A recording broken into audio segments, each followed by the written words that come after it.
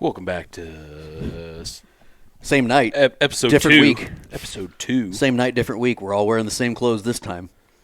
We hit the stop button last week, and we're back this week with Kevin again. Kevin Robbins. Yeah, Kevin's going to be taking over today's episode. Okay. Aerodynamics. Oh, gosh. No pressure on him. Aerodynamics. Well, he brought it. We were talking before we Yeah. started recording everything, and some things he wants to point out that people need to think about. Yeah, and so if you're just tuning in for this one, I'm Kevin Robbins. I own Aerodynamics Archery Shop here in Warrensburg, and these guys just came to the shop and tried out some bows, and we got you both set up. That's right. The thing I really wanted to touch on that I don't think there's enough information out there about is how to get a bow to hold well for you.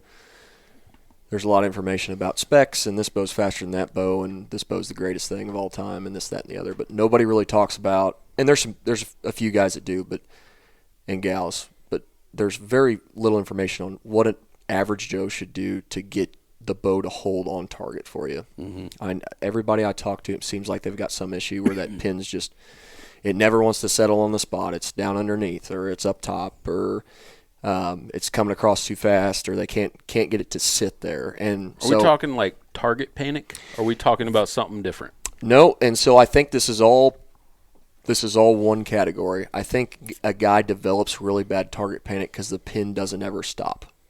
It's always... I think a guy develops target panic when he's chasing that pin.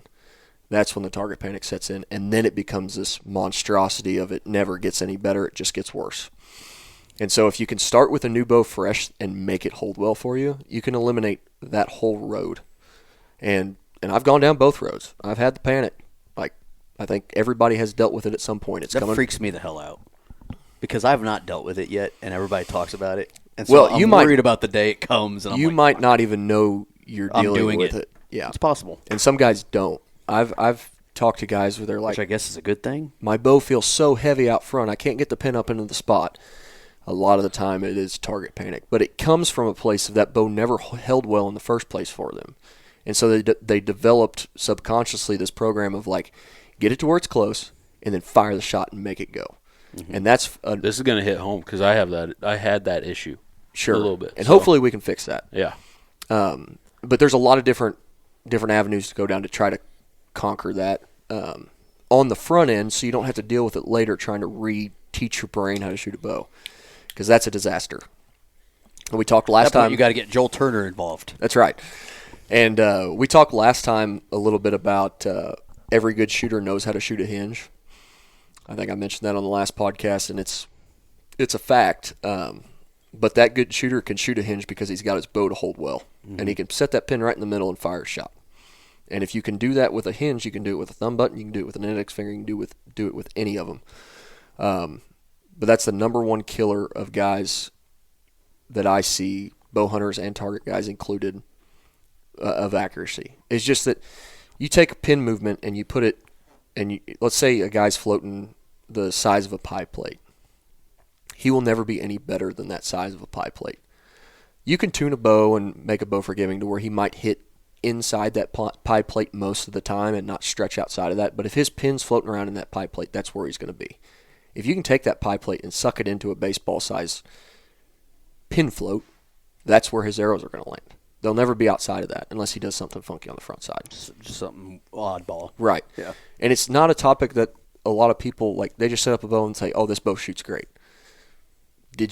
Or this bow shoots bad. Well, there's so many things you can do to get there, to get that bow to aim well, and in turn shoot well. It's like everybody wants to talk about speed and all these numbers, but nobody wants to talk about, or maybe they do, maybe nobody really just knows how to do it. Maybe I don't know how to do it either, but I've got a few solutions. But that's like the number one thing for me. When I pull a bow back, I need it to aim well.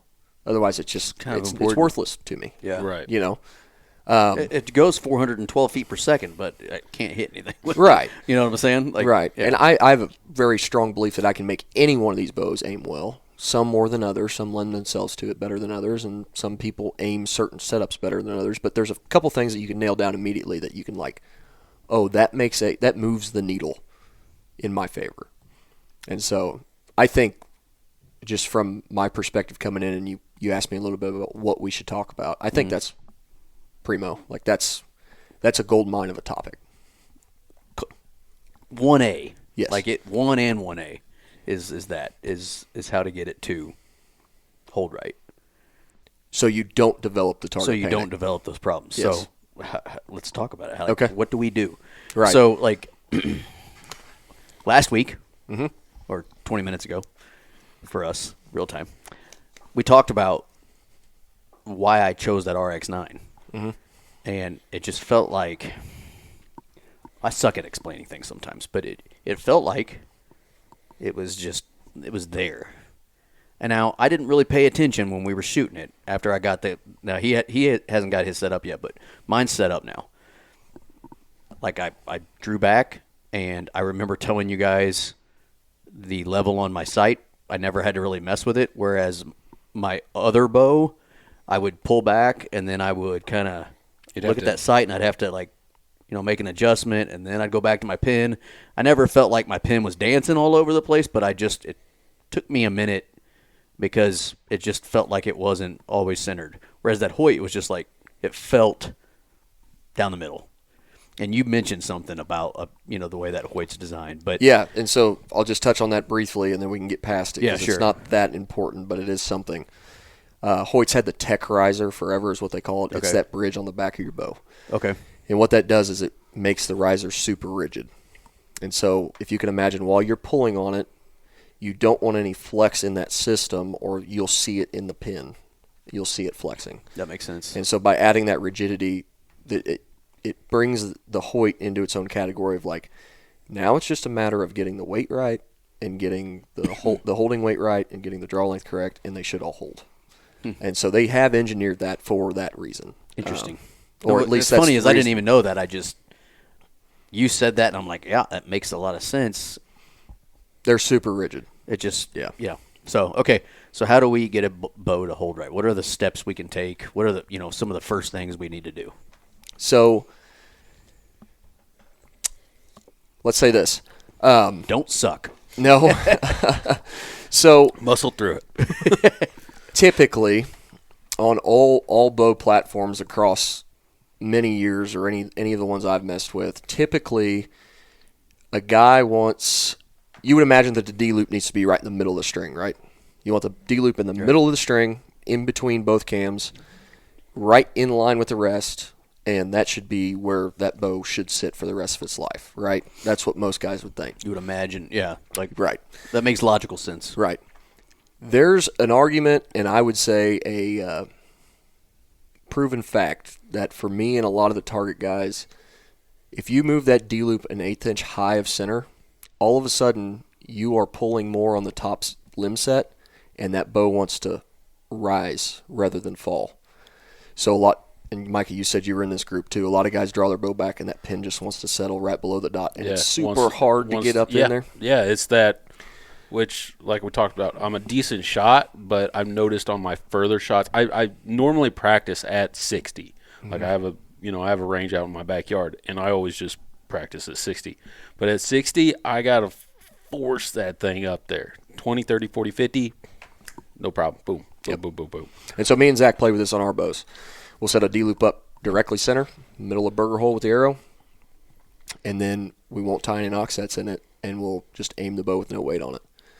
And then we'll take that D-loop and we'll twist it, and it walks itself up the serving. That 2 or 3 twists, aim it again. Nope, let down, 2 or 3 twists, aim it again. And all you're doing is walking that D-loop above center, and you're creating more tension on the top limb set than the bottom, and that bow is wanting to rise. And that's what I'm looking for in a bow. Like before I put any weight on the bow, I want to draw that thing back, and I want that bow to pick up into the spot. So a guy can test this at home. Take all your bars off, draw your bow back, and that pin should get to the spot and want to dance out the top. That's the first thing that's really important for me. And Hoyt's done a good job of letting us do this after the fact without moving the D-loop, because you can actually, with the new tuning system, which Mike is going to get on his bow, you can actually tension the limbs more on the top than you can the bottom with the micro tune on the tuning. So I can add more tension to the top limb with an Allen wrench and move that D-loop slightly up center. Another thing that guys did a long time ago, and I still do it every once in a while on a bow, is you just take a half turn out of the bottom limb bolt and loosen that bottom set. More pressure on the top set, the bow will want to rise. Then when you stack weight on it, that pin will want to sit Right there in the middle. You've got gravity fighting the bow when it rise, and it sits. I'll be danged. And it's this perfect little mixture of like it just holds on target. Finding that balance. Right. So that's your up-down movement. That's a good place to start. And if a guy's at home and he wants to try this, you can literally take your bow, take all the bars off of it. You can cut the knock set out. Hopefully your bow shop tied a knock set in there for you and start rolling that D-loop up the string. This might be a little bit off topic. What's your thoughts on sidebars? Like the ones, I think we're about to talk about left and right. Are we going to? No, because I would argue that sidebar's not left and right, but you're exactly right. That's my next point. So I use a sidebar for back weight more than left to right weight. Okay. Yeah, it's nice to be able to look up in your levels there. That's cool. But a bow aims better for me when I have back weight. So what I'll find is a lot of the time I can negate about 50% of it with the pin wanting to rise from the limb pressure on the top and the weight from the bow. And then I'll still just get this little bob up and down kind of in the spot. But when I add enough back weight to it and I can stretch that back weight out as far as I want with a different length bar, that tends to go away. And so that's what I use it for. It's just a balancing act between all those things to get that. And so a lot of guys think, oh, you want a sidebar for your quiver. Yeah, it helps get that balance correct.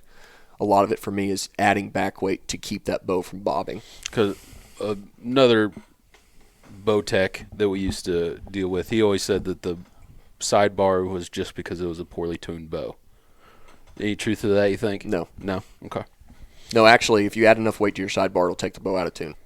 I had a guy the other day that runs a pile of sidebar weight, and we had to take his bow completely one direction with the tuning. You take a sidebar off, you moved it back to middle, it bullet hold, put a sidebar back on, swing it out. So, and see that I think some people, me included, I don't mess with, like I need to mess with some of that more than I've always just used a stabilizer out the front of the bow, and I shoot with my quiver on. Like when we go to 3D stuff, I shoot how I hunt. yeah. So Well, and let me just expand on that point because this is really important. You absolutely shoot how you hunt, except when there's a big buck in front of you, none of us hold as well as we do Sure. when we're in the yard. Right. So if I'm already all over the place in the yard, it's going to get worse. yeah. And so that's another point with the back weight. Like you get excited and your muscles get to tensioning, you're at full draw. The more weight I can stack on the back of that bow, the less it's going to move. Like even if I'm putting movement in the bow, it takes more to move it. And so that's what I was getting at. Like maybe I should pay attention to that more because I'm used to shooting a stabilizer out the front and keeping my quiver on when I shoot, and I just get used to it. I'm going to start paying attention to what my bow does just to see. Yeah. Like, hey, am I walking down? Am I walking up? Or is it centered? Like, does it feel like it's where it needs to be? I'm guessing it's probably where it needs to be because I didn't notice anything moving, the other day when we were shooting. But, and I should say that I'm like in a world where you just put all the archers on a spectrum. I don't hold well. Like I got guys like Zach in the shop or some of the pros that come by and shoot with us, and those guys just hold. Like it doesn't matter what you put in Zach's hand. He's just steady. Like he can just hold it. He does it with the recurve. He does it with my bows 3 inches too long. He does it with he just holds. Well, I'm not that guy. I mean, there's guys like you can. If I hold my hand there, I got a little bit of a shake to me. It's just, but you got those guys. Good buddy of mine. He was by far the best pistol shooter, gun shooter. He could hold his hand, and that thing doesn't move at all. I just got a little bit of a shake to me. I do too. And so if a bow's not set up right for me with weight and the rest of it, I see that shake in my sight picture of my groups get bigger. Yeah. But over the years, I've learned how to work that out with the technician side to where I can shoot with just about anybody side by side, and you wouldn't know that I shake any worse than anybody else because I've got my bow set up in a way that it negates that. Like realistically, I've got a little bit of a shake all the time. Might be the caffeine or whatever. But when I draw a bow back, that's the steadiest I am. I draw a bow back. That's what I was going to say. Like, I think I probably got I got a little one too. But bow probably takes that out of it for me. Like, I don't feel a shake when I'm shooting. It, like, locks you in. Yeah, it's like I feel... I mean, I'm not trying to pat your back, but you've always been a pretty damn good shot when it comes to shooting. But then, you'll have those times where I don't pay attention to the walking.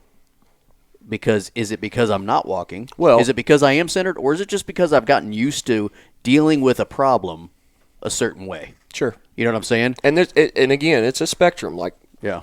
just because I say I hold bad, I might hold better than 80% of guys, but I see it because I've been shooting a bow so long and trying to nitpick at things and holding on a half-inch circle at 80 yards and trying to keep my pin on it, and so, but I think there's improvement for everybody in this category, whether you're like Nate, who's dead calm when you get a bow in your hand, or like me and Micah, who are a little bit shaky or whatever. There's improvement there, but you got to be able to see your pin float, analyze what it's doing, Yeah, that's what I was getting at. and have the information available to know how to deal with it. Because if you don't know how to deal with it, you just deal with it. And then you get into this situation where you're going to fight it somehow, and a lot of the times it's up here. Yeah. And that's when things go awry. Is it wrong that I want that to be the case next time I go shoot because I'm going to pay attention? Well, Or I'm just going to be like, damn it, this is perfect. I don't have to do any thinking. Well, I'm just excited to go get mine set up. Yeah. That when I was shooting last year, that was my biggest issue. I would be right underneath it, and I had to muscle it up to get to where I wanted to be. So I'm really excited to go do some shooting. And I just thought of something like I'm going to add weight to my bow because I'm going to get them sticks. Mm-hmm. So like, it might be something where that front stabilizer comes off because those are there, or It could be, but I would say that mass weight on the bow doesn't do nearly as much as mass weight on the bars does. Okay. And so that's really the reason I shoot a carbon bow in the Hoyt line, because it's just a smidge lighter. I can stack more weight on the bars, put it where I want it, to act the way I want it. And so it'll act differently. Now, there's been times where I've stacked weight right on the riser of a bow to get it to hold better because it's too light. It hasn't been the case for me recently, but another thing is this is all very draw length dependent. And so that's what's really cool about these Hoyts you guys picked up is their 1/4 inch draw length adjustments and 3 settings of let off adjustment, which essentially just means you're holding weight. right. So you could take a bow and it could hold really well for you. And we could cut a 1/4 inch of draw length out, which seems like nothing, and add 3 pounds of holding weight, and all of a sudden that bow doesn't shoot. But we keep that 1/4 inch out of it and we add 10 pounds of holding weight to it. We go from 10 pounds to 20 pounds of holding weight. Right. And that thing might shoot lights out like you've never seen before. Like it is so specific that a lot of the times I'll just play with my D-loop length. After I've got the initial, okay, it's rising a little bit, I put weight on it, it's holding pretty good, now let's really dial in. I'll play 1/4 inch back and forth with the mods, but a lot of times I'll just tie like 6 D-loops on at different lengths and just see like if I can find a sweet spot that's better than another. It's a big deal because your structure engages at a certain point and then you're out of pull. And that's a lot of the times this is what I see with guys like you that hold low. You're at the max end of your pull and you just can't get enough back pressure in it to pick it up. Yep. And so that's another thing that we can look at. The other thing's holding weight. So if you've got a bow that's fairly heavy and you don't actually have tension on it from the string, you don't have anything to pick that bow up, which a lot of bows come out at 85% let off, which for most guys at 70 pounds is going to be between 10 and 15 pounds of holding weight. That's not enough for me. I've found that for me it's like 18 to 21 is where I really thrive in holding weight, which is a lot. I run most of my stuff between 75 and 80%. And recently with that 20 pounds of holding weight, be more like 70. The higher the let off isn't necessarily the good, like a good thing. I think a lot of people hear, I got 90% let off or whatever. It's not always a good thing. No, a lot of times it's to the contrary. Right. That string You has want almost weight. You do. The string has almost no tension at the backside, and so any little movement in your face pressure, you get a little bit of nose to the string or whatever. You're moving that string around. It doesn't lend itself to very. What was that bow that could be drawn on its own weight? You remember that? That was like a selling point. Like they drew it and they hung it on the string, Yeah. and the bow itself was light. That was remember. that was the elites back in the day, the old E35s. Okay. And there's still a few that do that. The guys that shot those bows really well never shot them in that setting. Right. It didn't seem like. I mean, It's- there might be a That's few cool, oddball but we're going to go cases. ahead and do this. Yeah. So that those would be the things I look for first: is adjusting your D-loop height, adjusting your draw length 1/4 inch at a time. If you got a good shot, that'll do it for you. Maybe some different D-loop lengths. Holding weight, which on the Hoyts is super easy. You got 3 positions right there. Play with all of them. 75% is probably too much for most guys. I'd say 80% of the guys we send out the shop end up at 80%.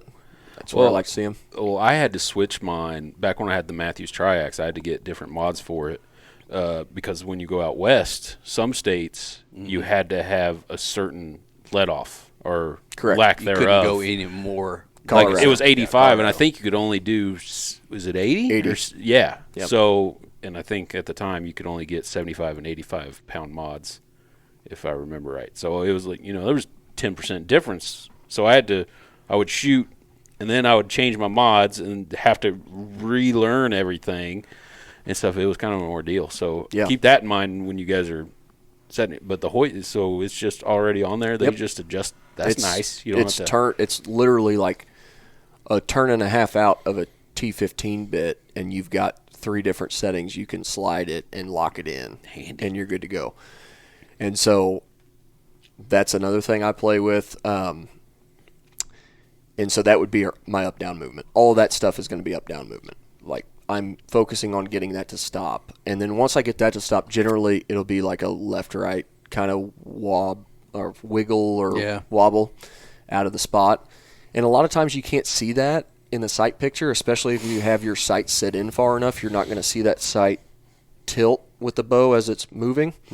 And if a guy torques it too much, you got to figure that out first. But a lot of the time for me, a bow will, when I get enough back weight, the bow will kind of sit there and wag just a little bit. And at that point, I start adding front weight. Front weight seems to calm down for me the left right. And so you can really dial this in by, like, I set up my Hoyts this way. Once I get all that stuff set, I put equal amount of weight front and back. Usually it's like a 10-inch bar for hunting front, 10-inch bar in the back. And I put 6 to 8 ounces on the front, 6 to 8 ounces on the back. And I just start there. It's an even playing field, right? Yeah.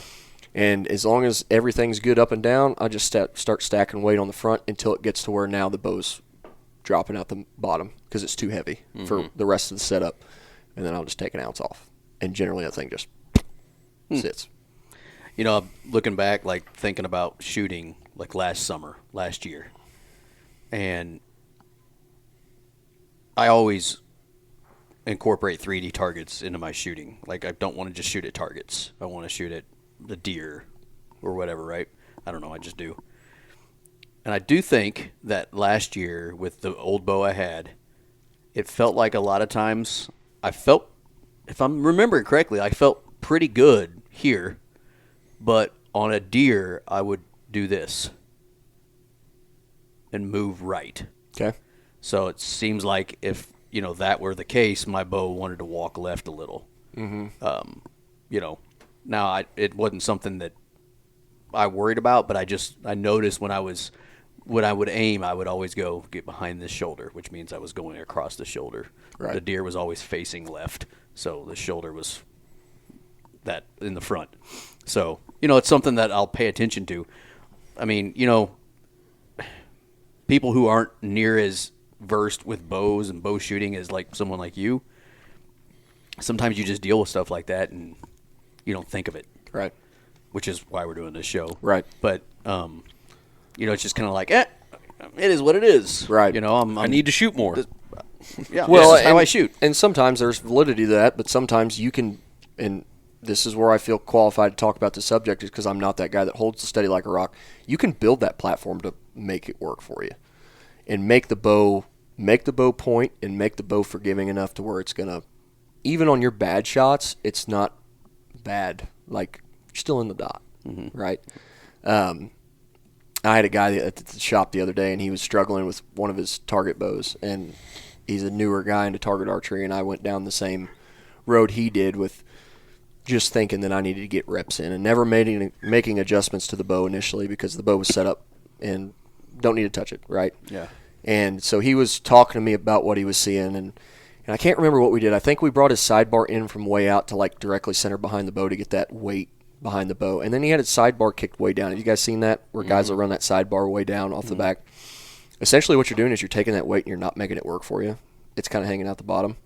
That's how some guys like to shoot. It's just how it holds for some guys.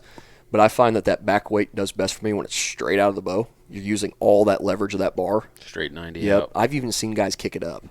Now, I don't know if it works the same way up as it does down. I haven't dove into that yet. But That's what she said. right.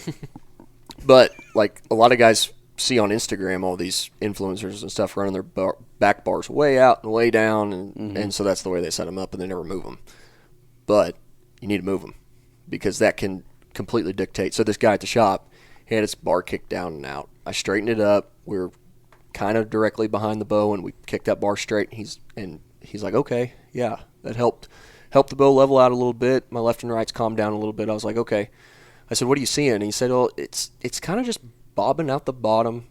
Took a half turn out of the bottom limb bolt. Instead of moving his D-loop up at that point, because we'd have to take the bow into the shop and cut the knock set out and move it up. Let's just test this. Took a half turn out of the bottom limb bolt. Boom. He's like, oh, now it's rising out of the top. And so I put a quarter turn back in it, settle right in the middle, and he starts shooting lights out groups. Now, the guy had the foundation to get there already because he shot a lot of shots, so he knew what he was looking for. He could read the pin movement and see what it's doing. But just simple things like that, you can do at home and try it. You don't necessarily have to come see me for a lot of that.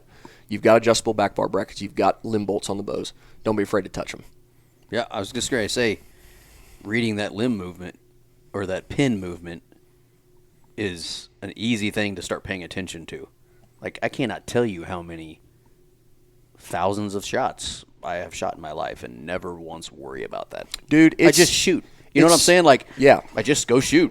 And, oh, yeah, my bow starts way the hell up here. I just, like it's something I dealt with, and I guess don't think about why is it doing that? Dude, why am I doing that? It's why, so important to me that, like, I'll pick up my bow almost every day and shoot it a couple. And if it doesn't do what I want it to do that day, I immediately start moving weight around. Like, because if the bow's not holding, I'm not even going to shoot it. Like, it needs to hold for me. And guys that go to the gym, like myself, and guys that are doing weight training and stuff, your body's changing, your muscles are changing, so the bow's going to aim differently. I started out the indoor season with more weight on the front bar than I did on the back bar, which is completely not normal. Bow aimed really well there for me. I started hitting the gym a little more because I've got applications in for elk tags, and we're time to get in shape. Time to get ready. And so I started hitting the gym a little more, and all of a sudden the other day, it's like, man, this thing just isn't holding. We transitioned to 3D, and I was holding 3D targets. This thing just ain't right. And I ended up moving about 3 ounces from the front to the back, and it's just driving tacks again now. It's important. And if a guy's not paying attention to it, you can get way out of whack and start dealing with it with target panic because you don't want to change something, and then it's relearning how to shoot the bow, and you don't even need to pay attention to the pin movement. That's why it's so important for us to talk about this now with you two. It's like, hopefully, if I don't have the time to sit there for hours and hours on end and work through that with you, you can at least come home and say, this is what I'm seeing, and then call me or come by the shop and we can make a change. All right, I'm seeing this.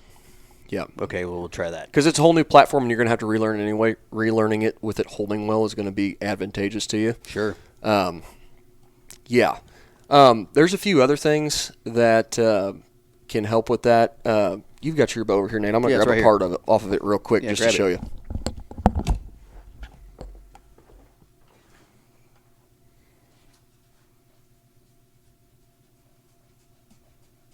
I'm really excited to start shooting. Me too. Yeah. Problem is, every time I go out, the damn kids want to, which is good. They can't shoot with you? They can. I get distracted, and then I just want to help them. So then I put mine up. I shot that twice yesterday with Chase, and then I was like, we got you, but it was just me and you. And then I just let him shoot, So anyways. So this is a little piece for my super shaky guys that are listening. This is called the Hoyt shortstop. Okay. Essentially all this is a piece of rubber, right? Mm-hmm. But this piece of rubber is threaded to take a piece of all thread that accepts weight. Okay. So this piece of rubber is not stuck with this weight on it. It comes with like 1.5 ounces or 2 ounces. Sorry. It's all right. Right there. Okay. That accepts any standard weight thread. It's all the same, right? And so what I do with this piece, and has helped me tremendously, is this piece screws into my stabilizer, and then I start stacking weight on the rubber piece. Okay. Away from the rigid bar. So if you could imagine that I didn't have this rubber piece in there, the weight would be stacked up against that rigid bar. There's not much you can't just hit that and have any flex. Like with this rubber piece, I can sit here and flex it. Mm-hmm. And so when I stack 6 or 8 ounces on there, the thing will actually have a little bit of sag. And that's what I'm looking for, because then I know when I'm at full draw, I do this on my front and my back bar, and I get to shaking on a big buck. Guess what's moving? Yeah. Not my bow. Does that make sense? Yeah. Yeah. And so this company called SOS or AccuArchery came out with a product last year with the wires on it. Have you seen those squirrely wires? Looks like a KitchenAid. No. Okay, I don't think so. so they pulled from the bridge. What's it called? Yeah, pull it up here. It's called, let's see, type in AccuArchery SOS system. There it is. See that thing? Yep. The hell? Yep. So this has taken the target world by storm. And so essentially what this is I don't even know what they call it, an anti-movement device. Kind of like Looks like a shock. cable. Right. Almost. You're almost like, it's like a shock. Yep. And so they use this in the bridge, in the bridge world and the construction world, as far as like skyscrapers and stuff, to mitigate movement when there's wind and things. And so they took this system and they put it onto something that you can attach to your bow. And the target guys are seeing that when they're aiming, if they have a shake or a bob, what's moving is the weight, and the bow and the sight picture doesn't move as much. And I haven't had tremendous luck with this because I use this system instead. So I own one of these, and it's been on my bow a couple of times, but I find so much advantage to this that this doesn't really move the needle for me. It's just added weight on the bow. And maybe I'm not using it right. I know a bunch of the target archers that use it and they love it. But anyhow, this is a real thing. So you get buck fever and you got a buck in front of you, or mule deer or whatever elk, and you can separate your weight from the bow and you allow that weight to work for you in the shaking aspect, it will change your life. I'm about to go off into a giant hole. This is a hole. Yeah, this that's is a what's going to rabbit end hole. up happening. Screw you for this. No, I'm just kidding. Because This is exciting. I'm going to start That's what paying this is. attention like to those things that I just have never paid attention to. Yeah. You know, you deal with it like we've talked about several times now. You just deal with it and you move on. Yeah. I've got so many guys at the shop to convert to this. This system, just adding rubber between your bar and your weight set to separate. So you're putting that. I'm just going to go hit the bow now.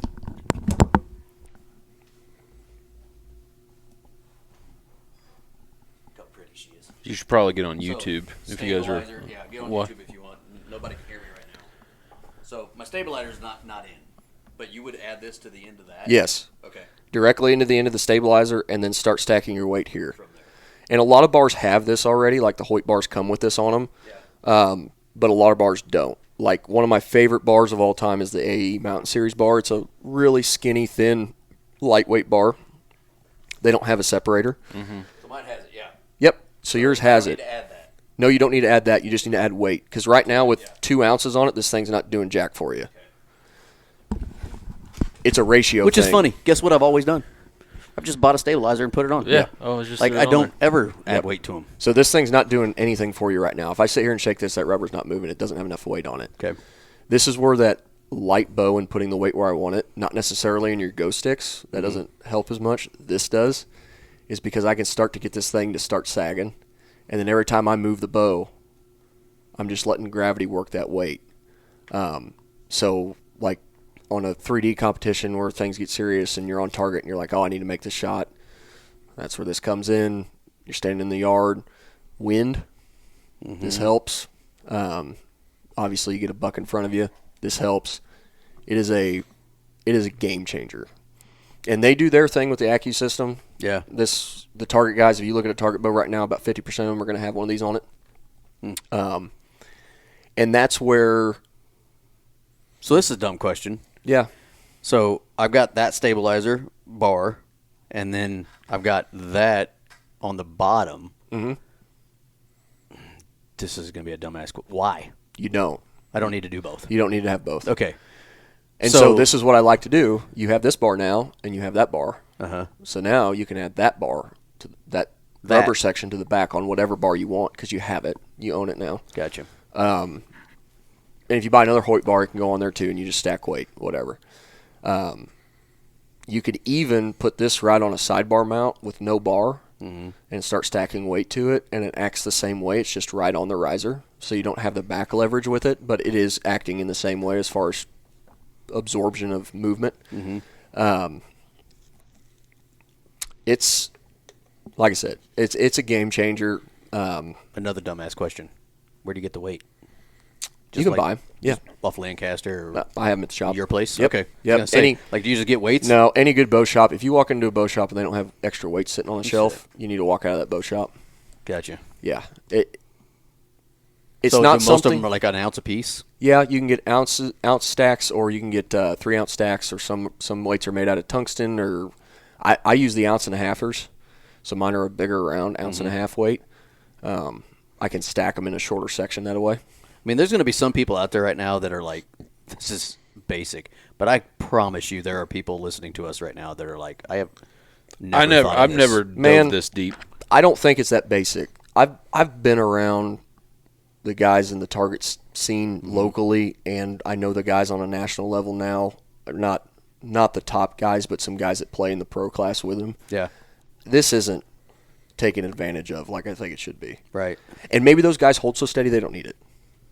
But this thing coming on, this Accu Archery SOS system coming on the way it has validated this, because I've been doing this for years and never really thought about it like this. Just thought about it like, man, that bow seems to not move as much when I've got my weight separated. Yeah. The weight is apart from the bow. main bow. Does it make sense? Yes, it does. In everybody's head? Yeah, no, it does. And it's just, like I said, I've never worried about anything like that because I've always been a pretty good shot. Yeah. Sounds like you gave him target panic. Pretty good shot. But not like, I've always dealt with little things here and there, Yeah. where like, why did I miss that? Yeah. Now I think everybody punches a shot here and there and they're like, I punched that, I got excited or whatever. Yeah, but a lot of people don't even know the meaning of that. Like, a lot of people punch every shot they ever take, and then they fling one. I used to. They fling one, and they think, oh, I punched that one. Yeah. This is a shout out to Doug Hutchison, because I used to punch. Sure. And then Doug watched me shoot one time. He's like, can I teach you something? I was like, yeah, sure. You're Doug Hutchison. Teach me something. And he taught me how to pull through the shot. I use a wrist release now, so I'm still using a trigger. Yep. He's like, your finger's not doing anything but laying over that. Your body is doing the work. You're pulling through the shot, and your finger's just the mechanism that's making that finally trigger. Yep. You're not doing this. Right. Like you would a rifle. And I started doing it that way. But then every once in a while you'll be like, damn it, I punched that one. But you know it. Yeah. Which I guess is a good thing, right? I But guess this it's works, a good thing that you're figuring that out. But this works with punchers and guys that pull through. Yeah. Like all of this stuff we're talking about. Because it makes you better in whatever aspect that. Well, sure, because okay, so we've gone through all of it. Your pin doesn't have the up-down bob now. Mm-hmm. Your pin doesn't have the left to right because you've added enough nose weight that it sticks. And now you've taken every bit of shake you have while you're pulling through that shot out of it. So now you're just staring at a green, red, or blue fiber sitting in the middle of the target. How bad can you miss? Probably not that bad. And you have enough weight on your bow, and the weight is separated from your bar, so even if you do have a pre-ignition movement in your front hand, this is soaking the majority of it up. Like, I'm guilty as anybody of getting a big buck in front of me and not taking the perfect shot in the yard that I took 2 months ago. Right. And absolutely hammered it. Well, mitigating any kind of movement during that is like, why is this not the most important piece of anybody's archery build? Is getting that bow not to dance. Exactly. Like, I don't even care what bow you have. If we can get this right, they'll all shoot. Well, Nate's got a new rabbit hole he's going to go down with his new bow. And he's excited about it because I just talked about myself in the third person. Yeah. Just FYI. Well, and you can see this across the board in other industries, right? So, like on a diesel pickup, they've got the serpentine belt pulley, the main one. I don't know what it's called that goes into the engine. It has a rubber piece in between the outer ring and the internal that runs the engines because the vibration of the engine will transfer through the pickup if that's rigid. Well, that rubber piece is acting the same as this. the rifle guys, I'm sure there's some kind of system out there like this to slow the guys. The rifle guys always shoot, PRS shooters always shoot heavy rifles, but I'm sure there's a system like this out there for them that they utilize as well. It's just, it's across the board. Think about a suppressor. It's helping with identifying a target quicker. Sure. Right. It's kind of similar. I mean, it's not the exact same thing, but there's things rifle shooters do. Reduces recoil. To reduce recoil, to get back on a target, to do whatever else. The butt pad. Yeah, good point. Yep. Solid tripod, yep. Solid base. I mean, all those things. So this is just something that I don't think's talked about enough. I've never talked about it. I don't have the time with everybody that I'd like to. I mean, the other side of that is I can't see what you're seeing. Right. Yeah. And I don't know how well you can literally watch me shoot, and you're still not going to be able to tell. I mean, if it's obvious, maybe. Like if you're like, dude, Nate, you literally went. I saw you walk the thing down, you know. But if it's not obvious, you won't know really. Yeah, and if a guy's just got a standard stabilizer at the house on his bow, and it's just one out the front, I would challenge you before you do anything, pick up one of these or any other brand that has a rubber piece that's actually flexible from the main rod. Throw it on the front, throw like 10 ounces on it, and watch it. It's wild. I'll be coming back to the shop soon to get some weight. And some sticks, some ghost sticks. So, sure. And that's and that's kind of why, I don't know if this is the reason, it's probably not the reason, but I gravitate toward a lighter bow so I can use the weight where I want it. Like, well, I mean, that's the reason. Like, I had I played around with the sidebar for a little bit, but I took it off because I hated how fucking heavy everything was. Mm-hmm. Like, I don't want to carry around, that much weight if I don't have to. Yeah. And I didn't notice that it made any difference. But, of course, that was me tinkering in my backyard, probably not knowing what I'm doing. Well, yeah, not having the knowledge of why it's there. Yeah, because I put it on there because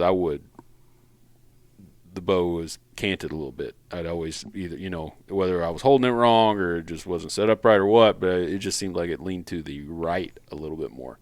So I put it on the left, but, I mean, it wasn't bad.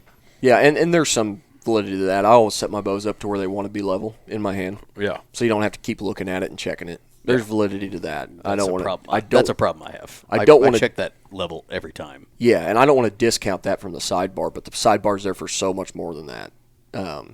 As far as getting the thing to aim correctly. Kevin's like, I really got this guy figured out, and then I'm going to come. He's going to see me shooting at the shoot here this summer, and I'm going to have 412 pounds at the front of the bow. Can't get me now, target panic. And that might be a bit excessive. Nate is lugging his freaking bow in. Got a dumbbell hanging off the freaking front of it. Yeah. No, I'm just joking, but no, man, I did not expect us to talk about this. I'll be honest with you. I told you when we were talking about it earlier, I said, man, this just ain't, it's not, it doesn't seem like it's information you can just go find. I've never heard it once in my life. Yeah. Not that it's obviously out there because weight is out there. Yeah, and in the target world, they talk about this all the time, but in the hunting side of things, guys just get their bow and they go shoot deer with it, right? There's an 8-ounce stabilizer and there's an 8-inch and a 10-inch. Yeah. And Nate had a 10-inch one on his old bow, so guess what he got for this one? Another 10-inch. Yep. I don't know. Mm-hmm. Like, that's just what I have. I mean, I just picked one up. What was on my bow tech? It was a bee stinger that came with it from my brother-in-law, so I kept the bee stinger on it. Like, I don't know. They've got bars now that are tunable. Like the new Shrewd bars have a spine on them like an arrow does, and one side's stiff and one side's weak, and you can tune that thing back and forth like. And that's the target world. Mm-hmm. They're making them for hunters now too. But there's validity to this, and the guys that shoot bows really well have figured it out. And there's not many guys that are transferring that to the hunting side of things and making it available for us.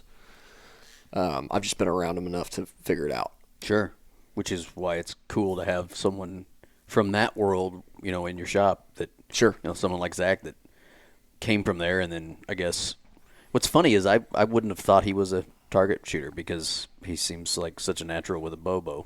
Yeah. Like a hunting bow. Yeah. You know what I'm saying? So like that's a good thing. But I'm definitely going to the next chance I get to shoot, start paying attention to those things. And probably I would assume what you do is you just have a bunch of weight with you Yes, You just my get a bunch release of- pouch has ounces in the bottom of it, and this might change when I go outside. I might go outside and start aiming it, because inside the shop we've got 50 yards max, right? So at 50 yards it's aiming great. I might go outside to 80 and feel like I need to change something, and I'll just add weight, decrease weight, move the bar around on the backside, change my timing maybe a little bit, change my holding weight. Like if I get into super, super strong winds, I want as much holding weight as I possibly can. That bow's a sail with no holding weight. And so right now, for 3D stuff, I'm running it at 75%. I've got some stops that'll make it 70. I might put those on there. Like, it's not going to be fun to shoot, but is it more accurate in the wind? Does it hold better in the wind? Because realistically, where I hunt out west, it's all windy. Right. And so, anyway, there's a rabbit hole there. There's not a lot of information out there unless you jump on the forums and really dig. But you can try this stuff, and if you have a shop that's worth any salt locally, then they should be able to direct you at least where to go. I got a question. For somebody, like, I have the ability, if I want, I can shoot up to 100 yards at my house. And I do that on occasion. Not very well. You know, that's when the group opens up. How much of that is the bow, and how much is that is the shooter? Obviously, there's, you know, that's on a spectrum. It's a combination, but if that bow, let's just, you know, we're gonna set my bow up out. Let's say we got the time and we're shooting out to 50 yards in your shop. Dead nuts. I'm doing everything I should. Is that thing gonna be dead nuts at 100? Yeah. Okay. So probably more on the shooter. It's 100% the shooter. These things are built with such accuracy these days that you put that thing in a hooter shooter and it's going to wad them up inside this at 100. I haven't personally tested it, but I've seen guys do it. Mm-hmm. They're just, and the other side of that is you can run it through paper, and that bow, as long as you're doing the same thing, that bow's going to do the same thing every time. It's not 20 years ago where there was some weird stuff going on and you didn't have perfect string track and the knock travel wasn't perfect and all the different factors that led to bows not being super accurate. Like, any of these bows off the shelf today are capable. But it might not be the shooter either. It might be that your pin float is doing that and you're not recognizing it because you're at 100 yards and your spot's 8 inches and your pin covers 8 inches at 100, right? And so you're floating out the left side and floating out the right side, and you've actually got 2 foot of movement, but you're not seeing it because you don't know what to look for. And you just change that to where now the pin doesn't move 2 foot, and now you're inside a foot. I like it. I just remember I watched Cam Haynes do a deal, and he was shooting out, and he says he gives himself a inch for every 10 yards. He's like, if I can shoot within 4 inches at 40 yards, I did good. 6 inches at 60 yards. And I always thought, I was like, 10 inches at seems like a lot. I'm like, that seems like a big gap. Like, I wouldn't feel comfortable taking a shot at an animal, which he wasn't saying he was shooting an animal at 100 yards. I was just like, that just seems like a big gap. So I'm like, so is he just, because, I mean, he'll be the first to admit he shoots his way. You know, he's got that weird thing where he puts his thumb behind his neck, and I'm like, could he be better than that, or is that just the way it is? Well, that culture out there where he's at, and I've had the fortunate experience to meet some of the guys that do a lot of hunting out west, that's a completely different culture. Those guys figure their shots at 60 plus. And 100-yard shot to those guys is nothing special. Like, it happens on a daily out there. And so maybe that's where around here you don't hear about this kind of stuff as much because we're taking 40-yard shots at deer. Like, 40 yards is a long shot. Right. I don't think I've ever shot one over 30. But how many shots get botched at 40 yards? Lots. Yeah, I'm guilty of it. That deer that you can't see, it's to the left of the bobcat, the actual, not just the Euro, the mount. That was my first ever archery deer, 42 yards. He died within 20 feet of where I shot him. Do you want to know why? Femoral artery? Because I missed him so badly that I hit him in the jugular. Oh, yeah, that's the other one. Yeah. And it went right through his neck and just dead. Yeah. 42 yards. I mean, it was all me. It was all me. But that's kind of what we're talking about. Like, that's the only one. Oh my gosh, I can, like, they've all been in 20 and under, honestly. Yeah. If I think about all my deer, 20. 12, 7. Yeah, I mean, 25. Yeah, I mean, yeah, nothing even 30 except for that first one. Right. And, yeah, so. But even shots at that range gets botched All the time. All the time. Right. Oh, shouldered it. Yeah. Or whatever. Yeah. But, and an inch on a whitetail matters. I Sure mean, does. And so. Matters on me too. But point being, like, I think that the Western guys focus more on getting a bow to shoot, and that's not where I come from because I'm not from there, but that's what I focus on is being efficient out West, and the target guys already have it figured out. So bringing that to the whitetail hunters that haven't heard of any of this stuff or maybe haven't dove down this hole, I think it'd help a lot of guys out. Even if it's shooting in the yard and you just want to be so proficient at 60 that 30-yard shot feels like nothing when you get there. Boy, you got a lot more confidence when you're down the dot at 60 every time, And they float from all ends of the spectrum. Like the guy I was talking about at the shop that just had a little bit of pin float. We needed to settle down, and he started grouping real good, to the guy that's got severe target panic because his bow's been way too heavy, not enough holding weight, and the draw line's too long, and he holds 2 foot low of the spot every time he aims, and he has to jump it up into the spot when he pulls it off. And there was a guy in there Saturday with you when you were shooting. I helped him a little later after you had left, but he had shot a bow that was a half inch too long for him all of his life, and he had some target panic I could see when he was shooting the new ones, trying to figure out what he wanted. And so we cut his draw length down a half inch. I made him hold some more holding weight. I put more weight on the back bar for him, and that dude got to shooting really well for a guy that's been dealing with that forever. And you could see him light up, like change the game for him. Figured it out. Yeah. Yeah. Because sometimes, I mean, might not be you. Sometimes you got to tinker with some stuff. Yeah, which I don't like. I don't like tinkering with things. Like, once I'm on it, I'm ready to go. But like I said, last year I was dealing with that where I just felt like it was heavy and I could not get it up that little bit there. And so now I'm excited to tinker a little bit. And the other thing I'll say, for the hunters, I would much rather have a guy come in a half inch short than a half inch long.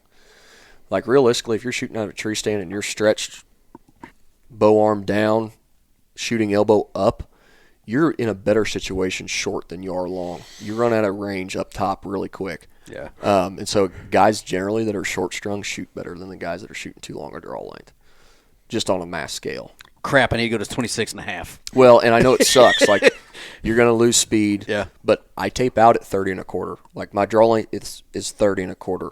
I shoot every one of my hunting bows at 29 5/8. Yeah. Over a half inch short of what it should be, and Right. they all hammer.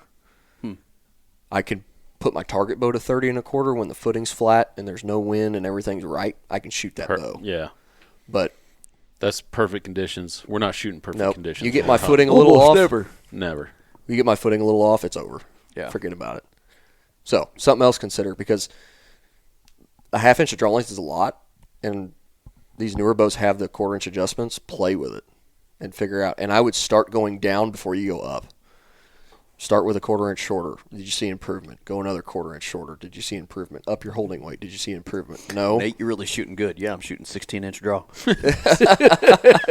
And there's my arrow's just going, phew. there's a point of diminishing returns there. But Right.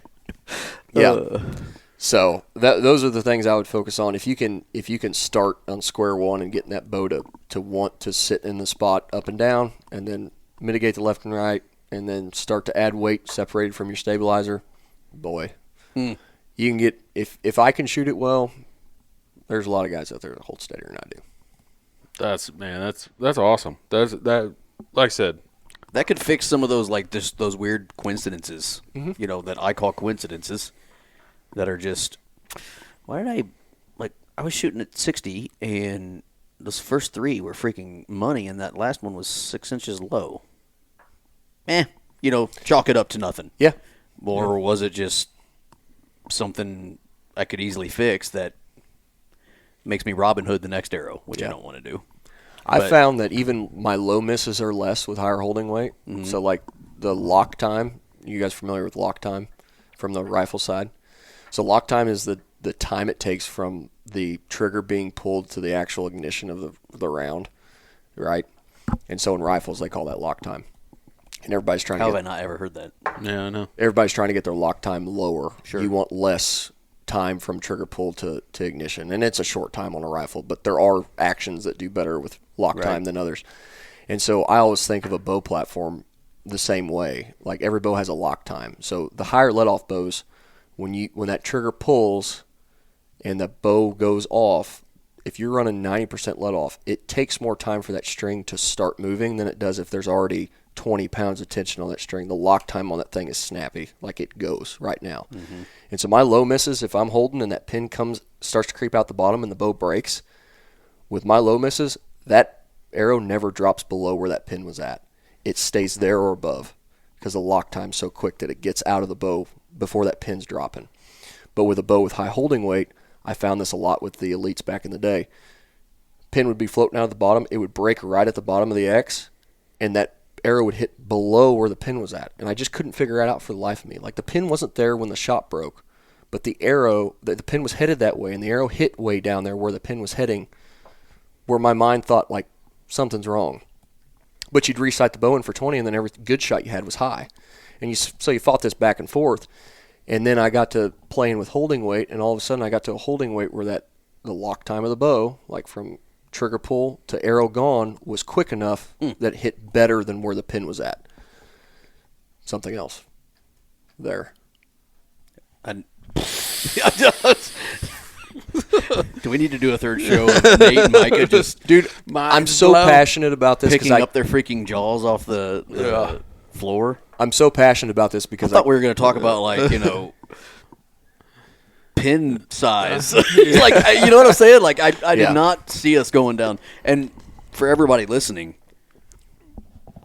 we didn't talk about this at all. No, and I hope I'm not too far into the weeds for you guys. No, I think this is great. This is absolutely amazing. I'm excited. Yes. I am super excited. I have not. Now, once again, people listening in podcast world and land, they're probably going to laugh, but I've never heard this. Like, I've never heard this spoke about. So, to me, this is stuff that is not that hard to do either. No, and it changes the game. You know what I'm saying? Like, I can't tell you how many times I've made shots on elk or mule deer or antelope or even whitetails where I'm like, whew. Like, that's the reason that happened. One of these parts is the reason that this worked, because I shot a bull in New Mexico several years ago at 58 yards. Frank called him in, and I was shaking like a leaf, like I've never shook before, and it was a big bull. I drew my bow back, and I wasn't even planning on shooting him. I was shaking that hard. And I told Frank this after we got the bull down and we got him quartered up. I was like, man, I wasn't even planning on taking that shot. It was a little hole at 58 yards, and I was shaking so bad I thought, before I even drew the bow, I was like, nope, this isn't going to work. I'm not going to be able to get this done. And I said to myself, let's just see how it's aiming. Don't even shoot it. Just put it on him and see how it's aiming. If nothing else, it's going to help for the next one that comes in, right? And I put the pin on him, and it sat there. And I'm like, my legs are shaking, my arms are shaking. The pin's sitting there on him. Pulled through the shot, broke it, perfect. Went 40 yards and piled up. And, like, I've got nothing else to contribute that to other than this. Like, I don't know how that shake doesn't come through my bow in that time. Right. Like, I don't shake that much in the yard, so there's no way to test it. Sure. What it is. But I can tell you that this takes it out in the yard for me. And when it really gets to shaking, like when that big bull's in front of me, like that might have been the only reason I made that shot. That makes sense. Right? Yeah. And it's exactly why I missed that whitetail that bad. Because it was my first one. I was shaking my ass off. And I just happened to get lucky and shoot it through the jugular. But let's be honest. I missed by 2 feet. Yeah. If you think about it, I was aiming behind shoulder, and I hit neck. Yeah. You know what I'm saying? So, like, that's just dumb luck, and we've talked about it on the show before that I know that's what that was. But if maybe I was a little better set up for that shake, there was probably some other things that contributed to that shot, like inexperience. Sure. First buck, with a bow. I mean, lots of things. But that could have contributed to a better shot. Yeah. And I'm not saying it's going to take out 2 foot, but no. We're playing in a game of variables and margins, right? Like 4 inches on a shot's a big deal. Yeah. Right? And if it takes out 4 inches, and that's a difference between recovery and not on a whitetail at 50 yards close to the shoulder. Yeah. Well, Instead of hitting shoulder, you might. I hit a limb I am, right behind the shoulder. I hit a limb. It took it off about 2-3 inches. It went right, and it hit it straight in the shoulder. Got that much penetration. Never found that. That deer lived. No, that one might that not wasn't have changed. not my fault. Yeah. But I'm just saying 2 inches is important. That can make a big difference. The point is that 2 inches mattered. Yeah. Yeah, that's what we're talking about. I mean, that limb wasn't there. He's dead. But funny, we still saw that deer that night.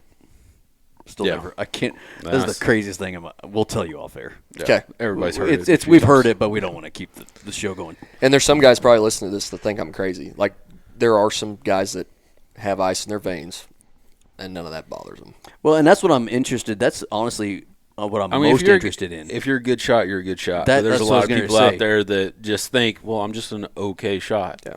It could be something else. You could. Yeah. That's what's nice about having a reputable, shop in hand.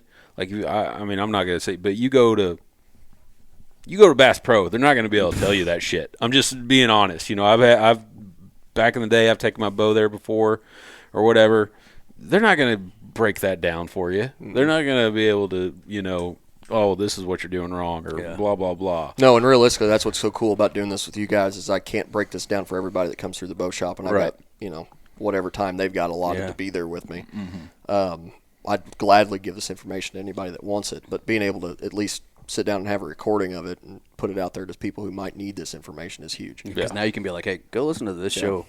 Yeah. I don't have the time today, but go listen to this, come back, see me, and see what, I don't know. It's just I'm most interested or most excited because I've always fancied myself a good shot. Mm-hmm. But am I just good at dealing with the problems I've presented to myself? Or am I steady? Or am I solid? Because now I can go out and pay attention to what my pin's doing. Is it moving? Am I centered? Does everything feel good? Like, those little things now that I can – next time I shoot, can actually pay attention to. Nitpick. And go, all right, I'm going to go get some weight from Kevin. I'm going to do this. I've literally never once put a stick off the back of my bow. Never. I can promise you I've never screwed any of my bows. I've never had anything coming out the back of them. Just never have. I mean, and maybe it still doesn't need it. I don't know. And it might not. If you're so used to it and you're a good shot without it, there's an argument to be made that don't add it. But could you be a good shot or a great shot? Right. Well, just with what Mike has said about his problems last year, I'm going to say you're going to want a back bar. Yeah. I think that's going to help. Along with the draw length and the holding weight and the other things we've discussed, D-loop height and things like that, we can add a back bar and mitigate some of that. So now I'm even more excited to get a Hoyt because now we can do the weight thing without, You don't have to buy it. Well, I guess. Yeah. I didn't have to get this one, I guess, technically. But now I've got that and this. There you go. And Hoyt wasn't the first one to do this. Doinker had some stabilizers back in the day that had the weight separated. Pretty sure my bee stinger. I'll show it to you after we get. It's not separated. Is it not? Nope. Okay. I can't remember what mine is. I know I can take I got different weights because I have like 3 different red line editions. Like one of them's 6, one of them's whatever, and so I got a bunch of different weights. But the red lines aren't separated either. Okay. So you gotta unthread the weights, and if the weights are sitting against the actual carbon bar and the rubber piece is just a slip over, that's not separated. That's more for vibration or sound sound dampening type thing. That's what they're trying to. Where you can actually flex the weight away from the bow or away from the bar. That's where it's separated. Okay. Key difference. Huge. I'm excited. That's right. I'm excited. When's my bow come in? You're about 13th on my list of that question tomorrow. All right. So what else? Is there more? Yeah, there's a couple things. Those are the important ones. I'm trying to think here if there's anything that really moved the needle for me. Snorting a line of Coke before each shot. No. I don't think that would help you. No. I'm really dancing all over. I really like to run the quiver and the sight and everything as close to center line as I can. All the bow companies are kind of doing that with the new integrated features and things. One thing I'll say is really important for me is weight of the sight. Nobody wants to carry around a big, bulky, luggy sight, but most people think it's just because they want to carry it around.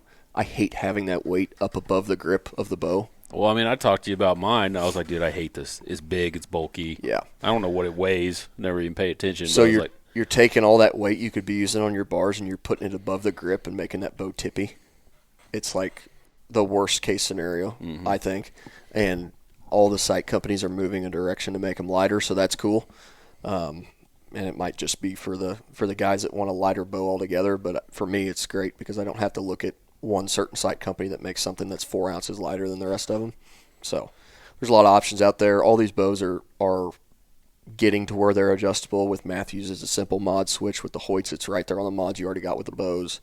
Elite, Darton, they've all got this technology to play with all of this.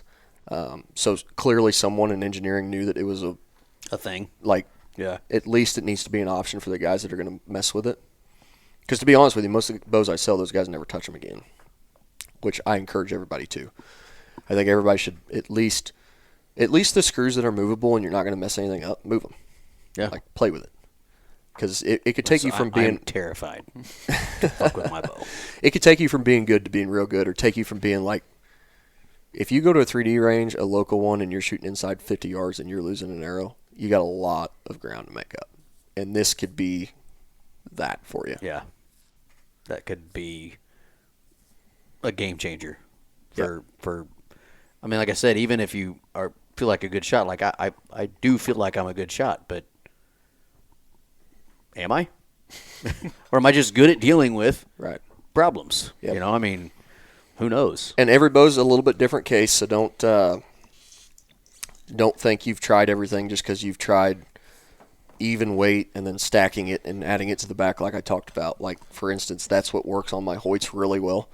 I know for certain risers that have a little bit more flex, it's different. Like, they like a lot of rear bar weight and less front weight. Makes sense. And so there's that. So play with it. The only way to know is to move it around and test it. Here's the good news for everybody watching. I have to do this on 6 bows or 6 bow brands across about 15 bows to know what to tell somebody. Yeah. You own one. Yeah.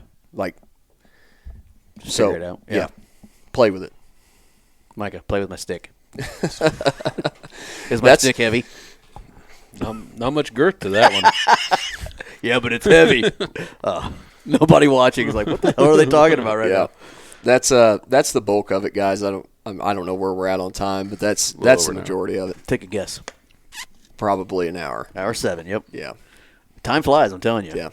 But, dude, that's crazy. I don't even – after we get off here, we're going to have to really think about the title for today's show because I am blown away.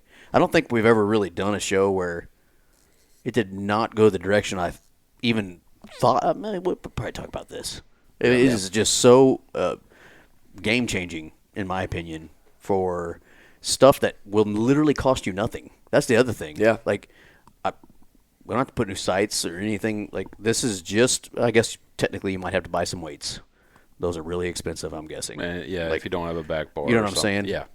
So I guess, but, like, this is mostly just figuring out what's going on with your bow and how to fix it. Yeah. Or how to handle it. And if a guy can address every one of those points step by step by step and figure out where he wants to land on each one of them and move on to the next one, you will see gains. And it's not even a question. It's a fact. Yeah. So, damn.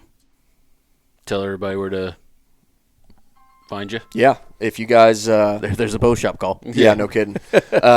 If you guys want to talk to me about this, come see me at the shop. Look us up on Google or Facebook.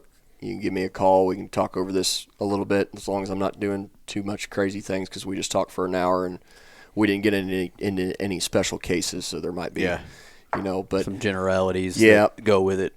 But I encourage everybody to do it themselves. And I can't expect any bow shop to want to sit down and spend hours on this with each individual guy because I see thousands of guys a year. There's no way I can cover this with everybody, right? Right.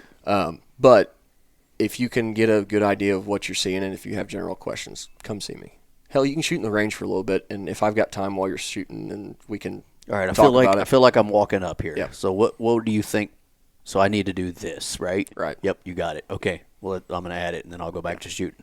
Yeah. Yeah, I mean, that's the nice thing is somebody has those basic knowledge, they can go shoot at the range and be like, all right, hey, Kevin, I feel like I'm I'm having to pull my bow up. I'm having to push my bow up. So I need this, right? Yep, you got it. Okay, I'm going to do that. Yeah. And then I'm going to go back to shooting to let you know how I feel. Yeah. You can literally tinker with it, kind of right there. Right. And then go home and be like me. See, this is what I'm worried about, though. You know exactly what I'm worried about. I'm so OCD. I'm so OCD that I'm going to be like, nope, my pin moved 1 millimeter. It's, or whatever. But, no, I'm very excited to mess with that. I think that's a new challenge this year for me is to, not just be happy with how I'm shooting because, I'm happy with how I'm shooting, Right. Just like pay attention more to those things. Right. And then I've got 2 sons that I also would like to Now somehow get that through to them. Well, you can teach them. Yeah, Well, and what are you doing? Maybe I should what do say you that see?